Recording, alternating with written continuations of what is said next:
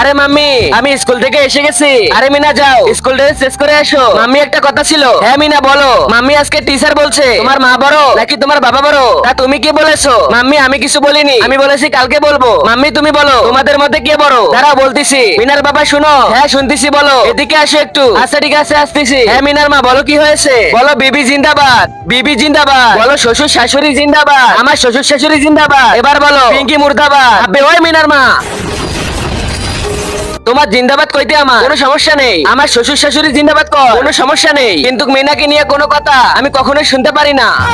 আব্বে তাহলে তুই ঘরের ভিতরে আয়। তারপর কি হয়েছিল দেখার আগে তুমি যদি মহান আল্লাহকে ভালোবেসে থাকো তাহলে ভিডিওতে লাইক দিয়ে এই সাদা কালার সাবস্ক্রাইব বাটনটা চাপ দিয়ে সাবস্ক্রাইব করে দাও। আর যদি তুমি লাইক সাবস্ক্রাইব না করো তাহলে আমি ভেবে নিব যে তুমি মহান আল্লাহকে ভালোবাসো না। আর কমেন্ট বক্সে বলে যাও আল্লাহু আকবার। আরে না না মিনার মা, আমি ওই ঘরেতে যাব না। হ্যাঁ এবার বুঝেছি, মারাই বড় হয়।